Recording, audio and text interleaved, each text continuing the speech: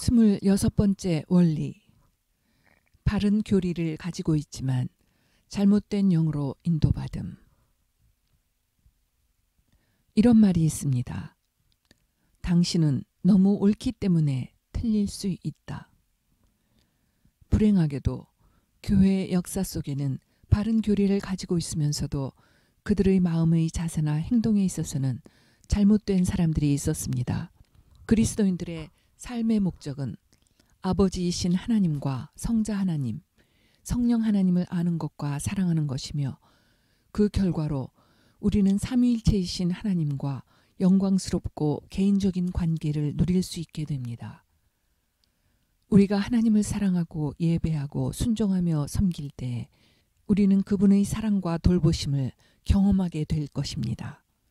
학자들이나 신학자들이 하나님에 대해서 글을 쓸 수는 있겠지만 그렇다고 해서 그들이 경험적으로도 하나님을 안다고는 볼 수 없습니다. 그런 학자들에게서 나온 교리들은 많은 경우에 성도들을 하나님에 대해 학문적으로 공부하도록 이끌지만 그분을 경험하도록 이끌지는 못합니다. 올바른 교리들은 하나님의 말씀에 대한 정확한 이해와 해석을 기초로 하는 근본적인 원리들을 우리에게 제공해 줍니다. 그리스도의 몸인 교회가 연합하도록 도움을 주기 위해서 필요한 교리들은 가장 기본적인 교리들입니다. 수많은 교리들이 본질적인 문제가 아닌 일로 기독교의 신앙을 갈라놓았습니다.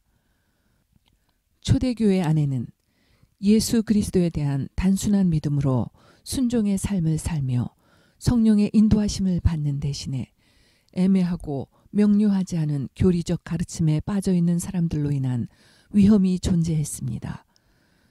사람의 말과 생각들, 설명들의 기초를 둔 교리들은 성도들로 하여금 하나님 자신을 떠나게까지 할 수도 있습니다.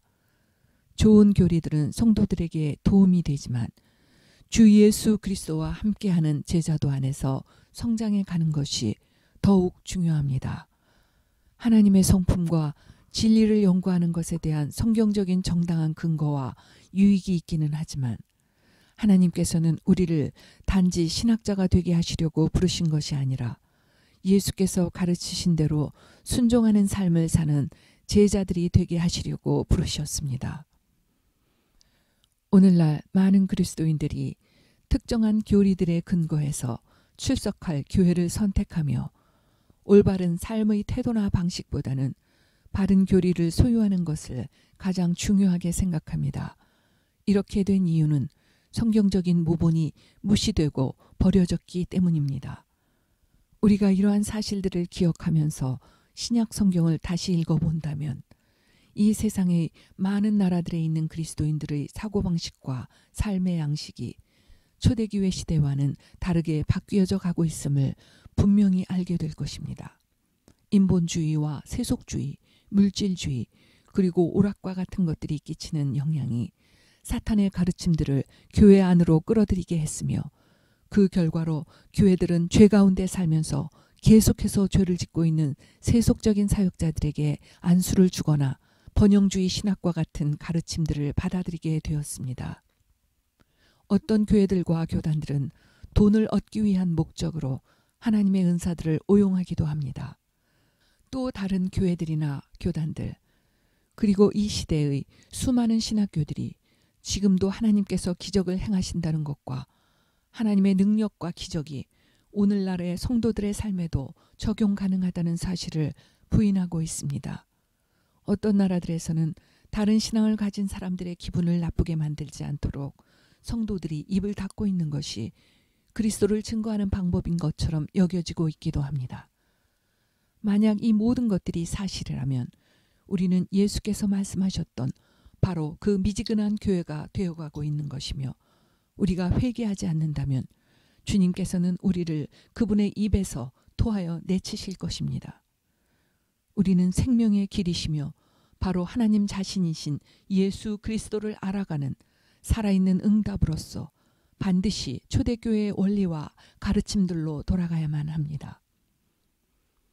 바리새인들이 모세의 의자에 앉아 있었다는 것은 그들이 신학교를 다녔고 박사학위를 취득했으며 정확한 지식을 풍부하게 소유했다는 것을 뜻합니다. 예수께서는 당신의 제자들에게 바리새인들이 가르치는 것들을 행하라고까지 말씀하셨습니다.